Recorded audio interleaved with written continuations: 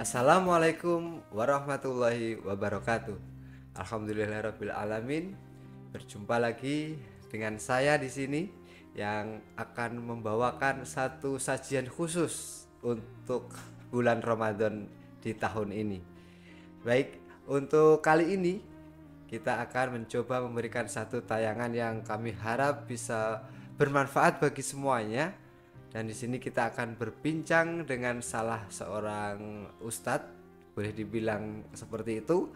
Dan juga beliau ini adalah seorang guru di SD Islam Al-Azhar 38 Bantul. Beliau sekarang berada di sebelah samping saya ini. Mari kita sapa beliau. Assalamualaikum Ustadz. Waalaikumsalam Pak Ilham. Baik. Alhamdulillah. Beliau ini bernama Bapak Muhammad Saiful Bahri atau yang biasa kita kenal dengan Ustadz Saiful. Baik, Ustadz, gimana kabarnya hari ini? Alhamdulillah sehat Pak Ilham. Alhamdulillah. Puasa lancar? Lancar, alhamdulillah. Pak Ilham lancar ya puasanya. Alhamdulillah. Doain dong, Pak, biar lancar nih puasanya. Semoga lancar selalu Pak. Jadwal ceramah aman? Jadwal ceramah aman. Oke. Jadi Ustadz Saiful ini memang beberapa sering mengisi di beberapa tempat untuk mengisi ceramah-ceramah di berbagai tempat. Terlebih lagi biasanya kalau para ustadz-ustadz di bulan Ramadan ini pasti banyak yang sibuk mengatur jadwal, termasuk salah satunya Ustadz Saiful ini. Masya Allah. Oke, Tats, hari ini kita akan masuk ke di bulan Ramadan ini kita coba mengangkat satu tema, di mana tema itu adalah yang menjadi satu program unggulan di SD Islam Al-Azhar 38 Bantul, yaitu tema tentang pendidikan adab. Nah, oke, Tat. Kita mulai dari hal yang paling sederhana dulu. Jadi kita nanti apa sih yang jadi pengertian adab itu? Kan banyak nih orang tahu, orang itu jadi harus adabnya baik biar kita semua disukai oleh orang lain. Nah, sekarang kita berangkat dari bahasa atau pengertiannya dulu. Kalau adab itu secara bahasa sederhana itu apa sih, Tat? Ya, kalau adab itu suatu perilaku yang harus diperhatikan sopan santunnya, Oke. normanya. Dan itu kalau dalam Islam sifatnya namanya adab itu harus istiqomah, teratur.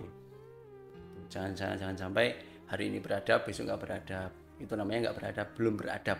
Makanya beradab itu kalau orang dikatakan beradab itu sangat sangat tinggi sekali sebutannya. Karena adab itu luar biasa. Harus benar-benar beradab dari normanya, etikanya, dari cara beliau menyampaikan, kemudian ketika berperilaku, sikap dan sebagainya. Itu namanya adab. Oke. Jadi kalau dari definisi tadi itu memang adab itu sepertinya memang beda sama ilmu ya, Tat? Beda. Adab sama ilmu itu sesuatu yang berbeda, tapi saling berkaitan. Nah, itu. Oh gitu. Kalau ilmu itu sebenarnya apa sih, Tat? Secara Kalau simpelnya. ilmu sendiri itu kan apa-apa yang harus kita dapatkan untuk mendapatkan kebermanfaatannya. Manfaatnya itu tidak hanya untuk kita sendiri, tapi untuk orang lain.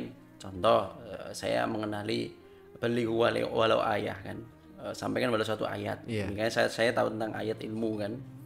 Kemudian saya harus menyampaikan, oh ternyata ilmu ini tuh manfaatnya ini loh teman-teman. Nah, seperti itu. Jadi harus disampaikan, jangan sampai ilmu yang kita dapatkan itu tidak bermanfaat. Itu salah satu manfaat seperti itu. Oke.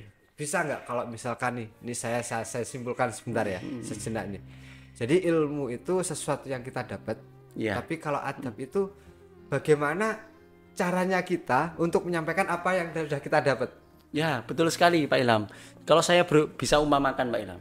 Jadi adab dan ilmu itu kan saling berkaitan, meskipun berbeda ya. Adab dan ilmu itu kalau saya ibaratkan sebuah wadah yang ada airnya. Yeah. Jadi kalau adab itu wadahnya, ilmu itu airnya. Coba kita bisa bayangkan ya, ibaratnya seperti itu. Nah, kalau wadahnya saja, adabnya saja udah bagus, ya kan, udah bersih, maka ketika dituangkan ilmu sebanyak apapun, air sebanyak apapun, maka akan bersih. Betul? Betul. Nah, begitupun sebaliknya. Kalau wadahnya saja sudah kotor, sudah ada bekas-bekas kotoran, meskipun sedikit namanya kotoran tetap kotoran, dituangkan air sebanyak mungkin tetap akan menimbulkan bekas, ya kan, meskipun itu kok bersih ternyata ada bekasnya. Nah, mungkin tidak kelihatan tapi ada bekas kotorannya di situ. Makanya ilmu dan adab itu ya siapkan dulu wadahnya baru ilmunya. Kalau siapkan dulu ilmunya baru wadahnya ya salah. Nanti airnya mau dituang kemana? Kan, Nah, gitu. kan bingung gitu. Okay. Kalau sungai nggak wajar itu kemana kan udah jelas tujuannya ya. Tapi kalau air dituangkan lah ini mana wadahnya? Masa nggak ada? Makanya pentingnya adab itu di situ. Bahkan ada riwayat Imam Malik, salah satu madhab Imam Malik rahimahullah itu pernah menasihati kepada pemuda Quraisy. Yeah. Beliau bilang gini, pelajari adab dulu sebelum ilmu. Nah lantas pemuda Quraisy itu tanya, loh kenapa harus pelajari adab dulu sebelum ilmu? Maka Imam Malik menjawab, dengan mempelajari adab, dengan kamu beradab, maka insya Allah akan lebih dipahamkan untuk belajar ilmunya. Karena sesuatu yang tidak pakai adab itu nggak akan sampai ke otak kita, bahkan ke perbuatan kita nggak akan sampai. Nah kalau kita misalnya Pak Ilham sebagai guru ya, saya orang pintar nih, ya kan, saya belajar dengan Pak Ilham, ya belajar. Saya udah nggak suka dulu Pak sama Pak Ilham. Contoh ketemu Pak Ilham aja, nanti atau nggak usah nggak nyapa nih, nggak tegur sapa. Itu kan sesuatu yang tidak suka dulu. Coba kalau dia punya adab, Pak Ilham, assalamualaikum, pasti itu kan ya Allah akan memudahkan untuk mendapatkan ilmu gitu. Jadi kalau orang itu ketika dia menerapkan adab, dia lebih kepada positive thinking ke orang lain, iya kan? Betul. Nah, jadi setidaknya bagaimana etika dia itu di mana bagaimana ketika menghormati orang lain di situ kan dia berarti dia sedang melakukan adab. Tetapi ketika dia itu berilmu, dia memiliki sesuatu yang di mana itu bisa memberikan manfaat untuk dirinya sendiri maupun orang lain. Betul sekali. Jadi kurang lebih seperti itu Pak Ilham. Oke, kalau gini Tat, sebenarnya kalau ilmu, kegunaan ilmu dan adab itu kalau dalam kehidupan sehari-hari itu seperti apa sih Tat? Oh ya, kalau ilmu dan adab itu ya sangat berguna sekali Tat. Kalau ini kan ini ya, kalau kita konteksnya di sekolah nih ya, kalau kita di sekolah kan konteksnya, wah anak itu sama guru harus memiliki adab. Kita kan sering, cuma kita penerapannya yang dalam kehidupan sehari-hari, terlebih konteksnya di luar sekolah misalkan, itu yang seperti apa gitu kira-kira? Ya seperti contoh kecil misalkan ya, ini ada salah satu murid sini yang memang yang ketika selalu WA ke saya, ini contoh kecil aja ya, WA ke saya itu, assalamualaikum Pak Saiful, mohon maaf mengganggu waktunya, apakah apakah boleh bertanya, jika tidak mengganggu waktunya. Itu anak loh Pak, anak zaman now itu kan kalau seperti itu kan luar biasa Pak, sesuatu yang luar biasa, apalagi generasi strawberry itu kan generasi yang ibaratnya indah, mau bagus tapi mudah rapuh. Nah, sama seperti strawberry itu. Pantesan itu kan contoh kecil. Baju warna pink ini berarti karena tema kita strawberry. Oh enggak juga ini. Ini karena kebetulan aja pakai pink ini. Oke, jadi itu salah satu adab bagaimana ketika anak bersama guru, contoh dalam ketika bagaimana berkomunikasi seperti itu ya Tat. Ya, ada lagi Pak Ilham. Kita kan biasanya Jumatan di masjid belakang sekolah. Iya. Coba lihat sandal mana yang paling rapi. Itu kalau bukan sandal anak kan luar biasa Pak. Iya. Jadi sebelum ke masjid kan biasanya ada program keputaraan tuh Pak. Ya. Keputaraan itu biasanya dikasih ilmu tentang Jumatan dan sebagainya. Kesana pun sandalnya juga sudah tertata rapi, tanpa harus guru itu tolong enggak, anak itu udah paham. Nah begitu sholat selesai, zikir sampai selesai, sampai ada salah satu takmir masjid sana itu menemuin saya karena kebetulan saya juga kenal Mas Saiful, Al-Azhar memang top. Pripun Pak, kenapa Pak gitu kan saya tanya. Zikir sampai doa selesai ya, sandalnya juga rapi-rapi. Ini masyarakat luar, masya Allah kan. Iya. Ya Allah. Ya, jadi mungkin bagi Bapak Ibu yang belum tahu, jadi kalau kita itu setiap hari Jumat siang itu kan anak-anak selalu kita kelas atas terutama itu selalu kita ajak untuk sholat Jumat di masjid belakang sekolah. Nah, kalau Bapak Ibu ingin melihat, menyaksikan di sana itu banyak sekali anak-anak itu yang semuanya sudah menata sandal ketika masuk. Jadi ketika masuk itu tidak asal anak-anak langsung masuk, tidak, tetapi untuk sandal sudah ditata dengan rapi. Dan juga poin plus berikutnya adalah setelah selesai sholat, jadi ketika imam itu salam, kan banyak biasanya ya anak-anak yang ketika selesai sholat mereka udah langsung klepat kalau bahasa Jawanya. Jangan kan anak-anak kadang dewasa aja ada loh Pak. Salam tapi klepat kalau gitu. Untuk anak-anak Al-Azhar itu memang luar biasa. Jadi anak-anak itu bisa sampai ikut dzikir sampai selesai. Jadi bisa dipastikan mereka itu pulang datangnya ya nggak termasuk awal banget sih, karena kan kita ada pembinaan juga ya. betul, Jadi pulangnya berangkatnya di awal, tapi pulangnya itu mereka pasti yang paling terakhir karena mereka akan nungguin sampai ikut zikir sampai selesai. Cuma kadang ini kadang itu kita kan pekewuh juga ya, nggak enak ketika sama anak-anak udah baris rapi tapi yang di dalam masih kosong, terus akhirnya jemaah masuk, itu kan juga kadang kita riskan juga dengan kondisi itu ya, seolah kok jalannya udah ketutupan anak-anak padahal di dalam udah penuh, tapi memang anak-anak sendiri udah di dalam udah bisa tertib dengan teratur tanpa harus kita kontrol kan ya. Betul. Memang awalnya sempat mungkin beberapa masyarakat ini kok anak-anak pada di luar semua, tapi alhamdulillah semakin paham, dan kita memang berikan jalan khusus untuk jamaah yang masyarakat untuk masuk gitu loh. Jadi nggak terus semuanya dipenuhi anak, enggak gitu. Alhamdulillah. Ini tadi kita coba masuk di lingkungan yang masih di ranah sekolah ya, seputar tentang adab, tentang sekolah, di lingkungan sekolah. Mungkin yang sangat ditunggu-tunggu nih, kalau kita selaku guru itu mengatur anak, meminta anak untuk ayo nak kita seperti ini, justru kita itu pasti akan lebih diturutin anak daripada orang tua, iya kan?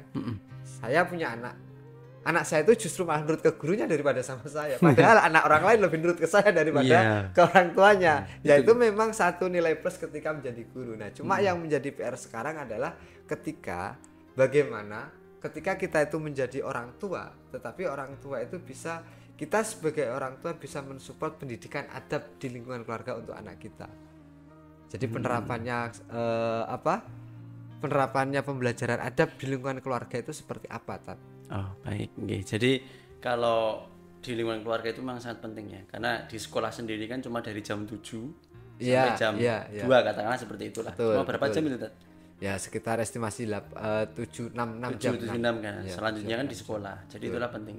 Makanya di sini salah satu pendidikan adab di situ adalah ketika anak-anak itu bisa mengetahui sosok seorang ayah, seorang ibu, tapi utamanya seorang ayah. Sesuatu yang dikerjakan oleh orang tua, apapun itu, baik itu perbuatan, perilaku, perkataan, itu akan direkam oleh anak. Anak yang SD aja udah merekam, apalagi yang masih kecil. Itu cepet banget.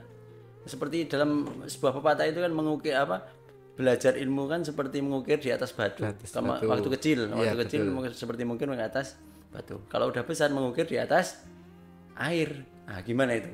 Coba dibayangkan, mengukir di atas air kira-kira gimana itu? Langsung ini mana ada bekasnya, nggak ada sama sekali gitu. Itu salah satunya. Kemudian yang selanjutnya adalah ajari tentang tauhid dulu. Tauhid itu penting itu. Jadi apa-apa ke Allah, sholat dan lain sebagainya gitu. Makanya penjabaran ilmu itu sangat banyak. Sebenarnya ilmu dan adab itu masih banyak sekali. Kalau dalam ilmu itu termasuk man kharaja fi talabil ilmi fa huwa fi sabilillah hatta yarji. Apa itu? Barang siapa yang diniatkan keluar dari rumah, maka dia mencari ilmu maka dia sudah jihad di jalan Allah. Padahal jihad orang dulu itu tahu enggak dengan Pak? Jihad orang dulu itu perang sampai titik darah penghabisan, contoh perang Badar, perang Khandaq, perang Uhud, perang Mu'tah dan seterusnya. Itu kan banyak sekali itu. Cuma keluar dari rumah niat mencari ilmu seperti jihad di jalan Allah. Luar biasa kan? Makanya itu mungkin salah satu kecil yang dicontohkan oleh orang tua harus seperti itu. Nah, kamu di sini mau belajar, niatkan mencari ilmu. Kemudian jangan lupa salim sama bapak ibu, karena ridho fi ridhol walidain tadi. Ridhonya Allah ridhonya orang tua. Nah, kalau adab sendiri itu juga lebih agung lagi itu. Karena di dalam firman Allah Al-Ahzab 21, surat Al-Ahzab 21 itu laqad kana lakum fi rasulillahi uswatun hasanah. Jadi sudah ada suri tauladan yang baik dalam di Rasulullah. Kemudian dikuatkan hadis sahih, innama bu'itsu liutammima makarimal akhlak. Jadi Rasulullah itu disuruh ke muka bumi ini itu hanya kan berarti cuma satu Pak. Hanya menyempurnakan akhlak. Luar biasa kan? Bukan menyempurnakan ilmu. Kalau ilmu siapa aja yang mencari ilmu maka fadilahnya seperti ini, keutamanya seperti ini. Tapi kalau akhlak itu memang harus disempurnakan langsung dari Rasulullah SAW. Itu salah satunya. Oke, jadi paling tidak ini ya Tat, betapa pentingnya adab ketika kita baik itu berilmu ataupun sebelum berilmu. Kalau gini Tat, ini mungkin kesimpulan terakhir ya sebelum kita habis ini closing. Jadi kalau misalnya Bisa nggak kalau misalkan saya simpulkan kalau adab itu kan dalam versi yang Islam ya. Tapi kalau kita yang ada dalam di lingkungan masyarakat pedesaan terlebih lagi kepada sebuah culture orang Jawa, itu adab itu adalah sebuah tata krama. Bisa nggak? Karena kalau saya amati seperti tadi yang dijelaskan, dalam tata krama Jawa itu kan juga ada bagaimana kita jangankan berperilaku, berbahasa, berbicara dengan orang lain itu pun ada 3 loh Tat. Kalau dalam bahasa Jawa itu mulai dari kromo inggil, kromo madya, sama ngoko. Nah kalau ngoko itu kan lebih kepada yang tingkat sebawah di bawahnya atau setara. Kalau yang kromo madya itu kan yang di tengah atau atasnya. Tapi kalau yang kromo inggil lebih tua. Dalam artian di situ ketika berbicara pun dia sudah mengatur dari segi etika dan adabnya itu tadi. Bisa nggak Tat kalau adab itu kita kategorikan dalam bahasa Jawa itu tata kramanya itu? Nah ini kita tuh bersyukur jadi orang Jawa tuh ini. Kenapa? Di Jawa itu selalu diajarkan tata krama. Iya betul. Kamu sama Pak D gimana? Kamu sama Bude gimana? Kamu sama adik ponaan dan sebagainya harus gimana? Ini sama. Jadi tata krama dan adab itu saling berkaitan. Hanya saja mungkin orang Jawa kan nggak tahu oh ini namanya adab. Nah kalau di Jawa namanya tata krama gitu loh. Itu sebenarnya gitu. kita alami, kita diajarkan oleh orang tua seperti ini tanpa kita ketahui oh ini ternyata adab. Nah. Saya jadi ingat ini dulu itu ada cerita nih. Katanya orang dulu waktu zaman perang penjajahan itu kan baca basmalah aja tidak lancar. Tetapi bacaannya itu ampuh lah katakanlah seperti itu ya. Saya kok mikirnya dari habis kita obrolan ini tadi, apakah ketika orang dulu itu adabnya, tawaduknya ke gurunya kan begitu besar orang-orang dulu itu, sehingga membuat apa yang ia lakukan karena dia yakin menjadi benar-benar melebihi dari ilmu yang tadi dicari oleh orang lain, seperti itu maksud saya. Betul. Jadi apapun kalau pakai adab insya Allah akan diterima, langsung diijabah oleh Allah. Contoh gini, berdoa saja, berdoa kita hanya diem ini aja. Padahal doa sendiri kan Rasulullah mencontohkan adab. Contohnya tengadahkan tangan, kemudian tundukkan kepala, pejamkan mata, tata hati kita. Baru kita amin, amin. Nah kalau cuma gini, amin, amin, gini. Ya bagaimana? Ibaratnya kan jangan sampai kita sombong sama Allah. Wong Allah yang menciptakan kita gitu loh. Betul. Terus di sisi lain selain itu jadi doa itu penting namanya keyakinan. Ya, mau doa apapun. Pernah ada yang tanya ke saya, Ustadz boleh nggak doa pakai bahasa Sunda? Boleh. Ustadz boleh nggak doa pakai bahasa Inggris? Boleh. Doa itu pakai apapun boleh, yang penting hati kita. Bahkan ketika sholat pun nawa itu sholli fardhul maghribi itu kan hanya lisan itu sunnah. Jadi lisan itu sunnah. Tapi yang wajibnya adalah hati kita. Bahwasanya itu saya niat sholat maghrib 3 rakaat karena fardu karena Allah Ta'ala. Itu yang wajibnya di hati ini. Makanya itu keyakinan hati itu menjadi penting. Kalau dia udah doa ya Allah ampunilah dosaku, tapi belum yakin dengan apa dosa-dosanya itu gak akan diterima juga. Itu. Jadi kuncinya itu penting yakin ya Tat. Iya penting yakin. Nggak ada salahnya. Kadang kan kita tahu nih di beberapa tulisan kayak quotes meme itu katanya pokoknya yakin itu memang nggak ada salahnya. Nggak ada salahnya itu. Tapi yakin juga harus ada batasannya. Saya yakin gini kan. Saya yakin hari ini maghrib akan maju 1 jam, bisa nggak? Kalau itu nggak bisa. Itu sesuatu kodrat Allah yang tidak bisa dirubah. Oh gitu ya. Namanya kodok itu namanya. Kalau diumpamakan ya. Kodok itu kan sesuatu yang tidak bisa dirubah. Jadi sudah ditiupkan oleh Allah dari umur 4 bulan. Sedangkan kodok itu masih bisa dirubah. Gimana rubahnya? Ikhtiar dan usaha. Nah coba bayangkan. Maghrib maju 1 jam. Bisa nggak diikhtiari didoakan? Nggak bisa. Oke. Masuk. Itu tadi kita obrolan kita seputar tentang adab. Mungkin nanti Ustadz bisa disambung di lain waktu, di kesempatan berikutnya kita akan melanjutkan obrolan tentang adab, tentang hal-hal lainnya yang mungkin di satu sisi itu mensupport satu program unggulan di SD Islam Al-Azhar 38 Bantul, dan tapi di satu sisi kita juga memberikan satu value edukasi kepada siapapun, baik itu untuk warga SD Islam Al-Azhar 3 Bantul atau warga Al-Azhar Yogyakarta sendiri, atau terlebih lagi untuk masyarakat secara umum. Gitu Tat? Ya. Oke. Terima kasih banyak. Ada closing sebelum saya tutup? Ya, closingnya pertama bahwasanya ilmu dan adab itu saling berkaitan. saya ibaratkan tadi, adab itu wadahnya, ilmu itu airnya. Makanya kalau adabnya wadahnya saya udah bersih, maka ilmunya insya Allah akan masuk. Dan kata Imam Malik tadi, pelajari adab dulu sebelum ilmu. Karena apa? Dengan kamu beradab, menghormati ilmu, ya kan? Insya Allah ilmu itu akan digampangkan, dimudahkan dalam kamu belajar. Kemudian selanjutnya cara mendidik anak, cara mendidik siswa era generasi stroberi sekarang ini. Yang paling penting pertama tanamkan tauhid, itu paling penting. Jadi hal-hal yang semua itu bergantung kepada Allah, semuanya kepada Allah. Minta tolong sama Allah dan sama Allah. Pasrah gitu. Pokoknya pasrah sama Allah. Yang kedua, mengajarkan anak tentang sholat. Nah ini penting ini. Tentang sholat itu penting karena sholat itu kan sesuatu apa yang pertama kali dihisab oleh Allah itu ya sholat itu. Makanya anak kalau udah belajar sholat itu udah ayem. Karena ada dalam hadis itu kalau dia udah umur 10 tahun, kalau belum sholat orang tua berhak untuk mukul. Tapi kan mana mungkin orang tua dengan tega memukul anaknya, itu kan nggak mungkin, nggak apa. Beratkan sakit aja kita obatin, apalagi masa anak. Nah, gitu. Kemudian mengenalkan tadi yang kita bahas, mengenalkan adab dan akhlak. Itu penting. Dengan bentuk keteladanan. Iya, sebelum ilmu kenalkan dulu tata krama kalau orang Jawa kan. Ini tata kramanya piye? Kalau kamu lewat depan orang yang lebih tua itu bagaimana? Abu Bakar itu gini, ada semboyan Abu Bakar. Abu Bakar ketika sama anak kecil, dia menghormati. Lah kenapa dia menghormati? Karena anak kecil itu tahu bahwasanya apa? Anak kecil itu dosanya lebih sedikit daripada Abu Bakar. Abu Bakar juga menghormati kepada yang lebih tua. Kenapa? Karena yang lebih tua itu ilmunya lebih banyak, akhlaknya lebih bagus. Itulah Abu Bakar As-Siddiq, Masya Allah, salah satu sahabat Rasulullah. Ya, jadi untuk selanjutnya awasi pergaulan anak. Nah, itu juga penting. Ya, dia temennya sama siapa, kemudian di sana lagi ngapain, itu juga diawasi. Tapi mengawasinya jangan terus dikekang, kamu nggak boleh, kamu ini, jangan. Paling nggak tahu orang tua, anak kita sedang ngapain dan gitu di mana, itu paling nggak akan kita tahu. Betul. Dan yang paling penting sekali, mendidik anak generasi stroberi sekarang ini tidak hanya secara fisik, tidak hanya secara lahiriah, tapi harus dari batinnya itu juga harus main. Jalur pusat, kata Gus Ikdam, jalur langit itu harus praktekkan, baik itu gurunya ataupun justru orang tuanya. Apa itu?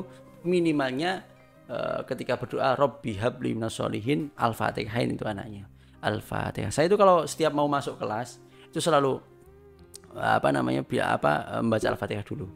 Makanya di SD Al-Azhar ini kan sudah membudaya ya. Ketika mau pelajaran apapun itu, bukan ketika di pagi tok terus sampai siang, enggak. Apapun pelajarannya selalu membaca Al-Fatihah. Kenapa? Karena fadilah dari Al-Fatihah itu sendiri itu sangat besar, Pak. Ya, betul. Banyak sekali keutamaan di Al-Fatihah. Karena jangan sampai kita belajar kok Allah enggak ridho. Nah, ini sama aja. Makanya Al-Fatihah itu cara memohon kita untuk memohon ridhonya Allah. Ihdinas siratal mustaqim, ya Allah tunjukilah jalan yang lurus. Itu kan penting sekali, Pak. Ya, siap gitu. Oke. Baik, itu aja closing untuk obrolan kita tentang adab hari ini. Ya, mungkin itu dulu. Baik. Mungkin itu dulu untuk obrolan kita seputar adab. Ya, jadi nanti kita akan bisa sambung di episode berikutnya, di tayangan selanjutnya. Tentunya kita masih akan tetap berusaha untuk memberikan satu tayangan yang memiliki satu value pendidikan, baik itu untuk orang tua maupun untuk anak-anak. Jadi setidaknya SDA Islam Al-Azhar 38 Bantul itu ada tidak hanya di gedung sini saja, tidak hanya di dalam sekolah saja, tetapi di luar jam sekolah pun kita tetap bisa memberikan satu nilai manfaat edukasi kepada siapapun. Oke, thank you, terima kasih Pak Saiful, terima kasih juga Pak Ilham, waktunya, semoga lancar puasanya. Amin, Allahumma amin. Semoga lancar semua puasanya sampai kita bertemu dengan Lebaran dan diberikan banyak ampunan. Amin, Allahumma amin. Baik, itu saja dari kami. Kita akhiri. Wassalamualaikum warahmatullahi wabarakatuh.